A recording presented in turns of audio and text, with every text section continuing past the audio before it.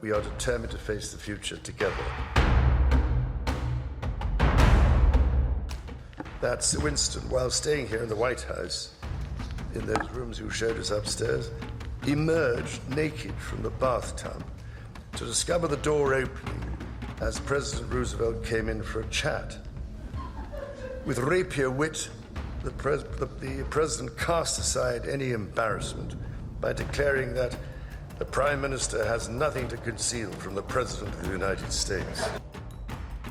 King Charles III's address to the United States Congress during his Washington state visit has triggered controversy, with critics questioning whether the monarch's carefully worded speech was more than just diplomacy, as scrutiny once again circles back to Prince Andrew and his past ties to Jeffrey Epstein. According to RadarOnline, the 77-year-old king spoke of reconciliation, renewal, and remarkable partnership between the United Kingdom and the United States, framing the visit as a celebration of 250 years of shared history and strategic alliance. But behind the formal tone, unnamed sources cited by RadarOnline claim the speech has fueled speculation in political circles of a more calculated diplomatic message aimed at Donald Trump. One source alleged there is a view that Charles was reinforcing the prestige of the monarchy to Trump in exchange for easing pressure around Prince Andrew and ongoing scrutiny linked to Prince Harry. The claims come against the backdrop of continued controversy surrounding Prince Andrew, 66, who settled a civil case in 2022 related to allegations connected to Jeffrey Epstein, the convicted sex offender who died in 2019.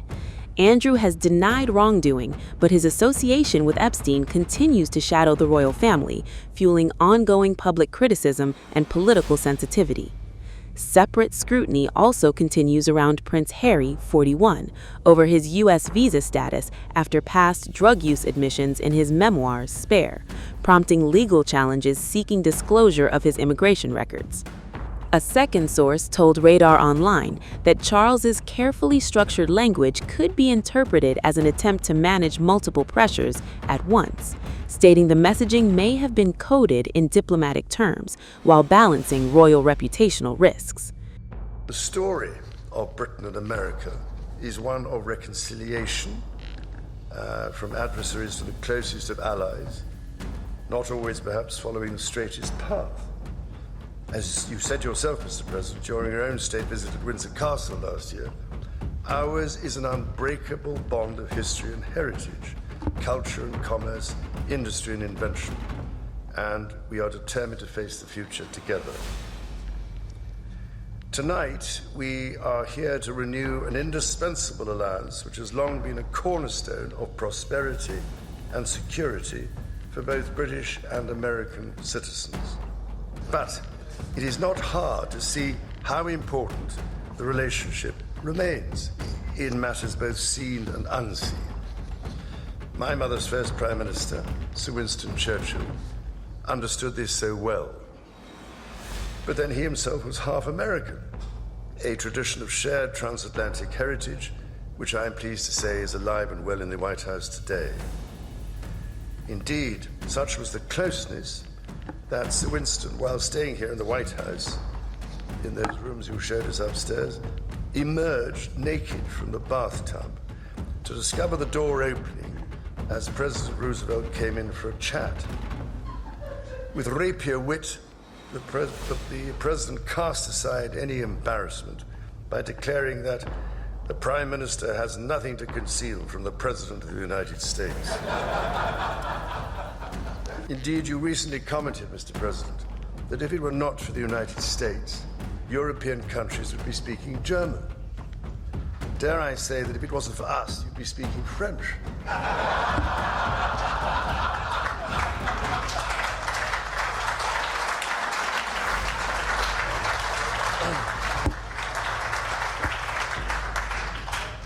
Of course, we both love our French cousins greatly.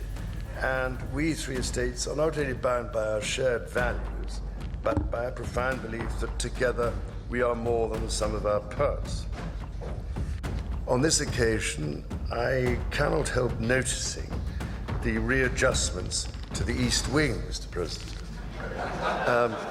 following your visit to Windsor Castle last year. And I'm sorry to say that we British, of course, made our own small attempt at real estate redevelopment of the White House in 1814. In just a few weeks, the United States and Canada will be among those to welcome the world as hosts of the FIFA World Cup. So in one sense, Mr. President, as heads of state, we are joint hosts. We call this game, by the way, football, Mr. President.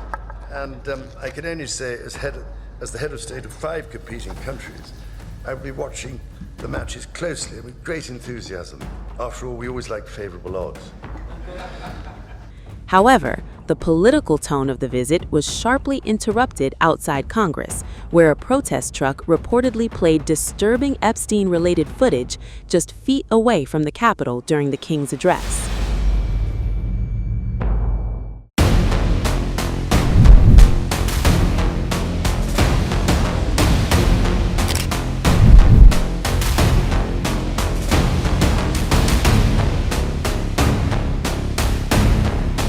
This is the moment things turned deeply uncomfortable outside Capitol Hill, as King Charles III delivered a rare address to Congress on Tuesday. Just feet away, a shocking protest unfolded.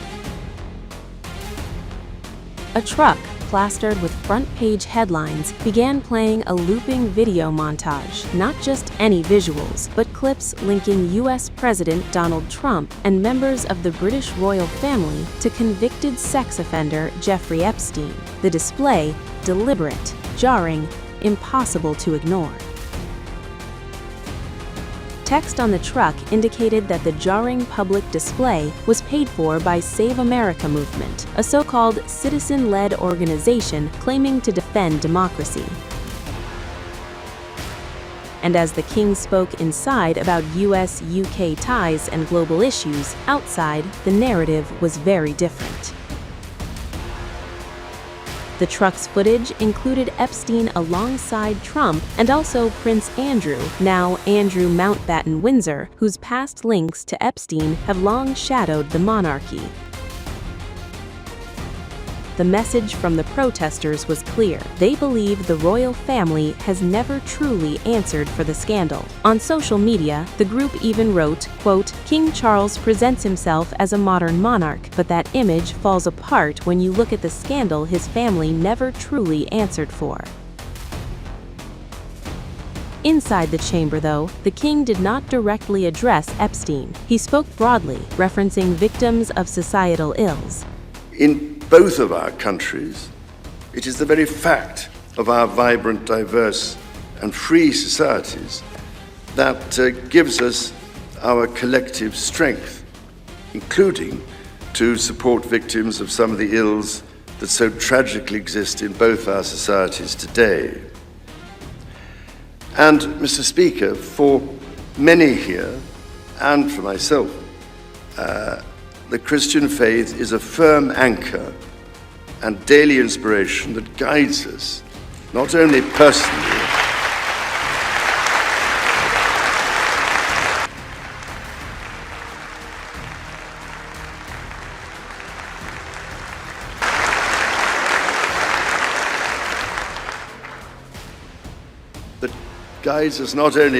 but together as members of our community. Having devoted a large part of my life to interfaith relationships and greater understanding, it is that faith in the triumph of light over darkness which I have found confirmed countless times. Through it, I am inspired by the profound respect that develops as people of different faiths grow in their understanding of each other.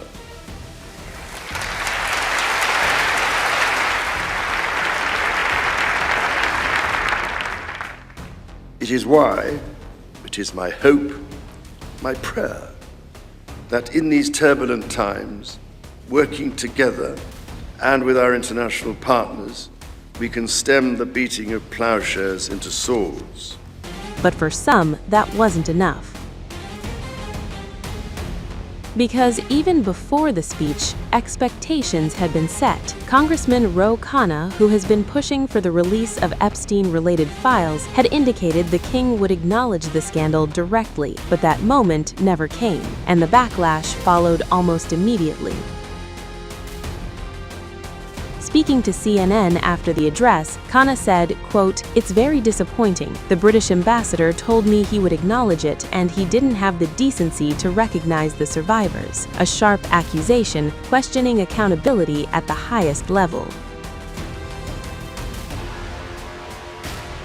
Meanwhile, the shadow of Prince Andrew continues to loom large. Once a senior royal, now stripped of titles, arrested earlier this year on suspicion of misconduct in public office, his past ties to Epstein remain a stain critics say the monarchy hasn't fully confronted.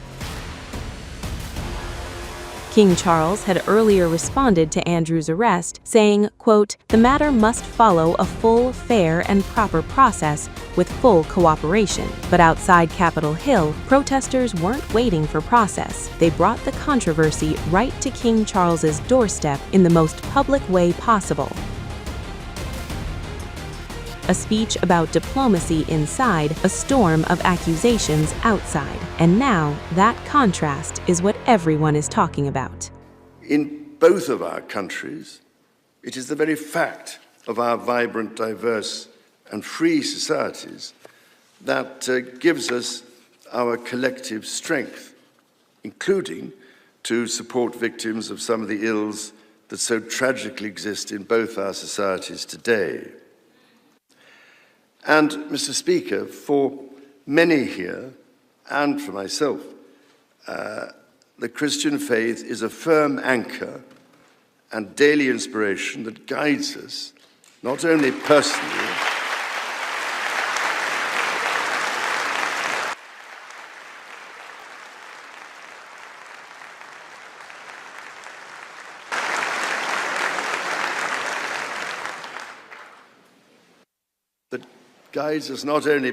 but together as members of our community. Having devoted a large part of my life to interfaith relationships and greater understanding, it is that faith in the triumph of light over darkness which I have found confirmed countless times. Through it, I am inspired by the profound respect that develops as people of different faiths grow in their understanding of each other.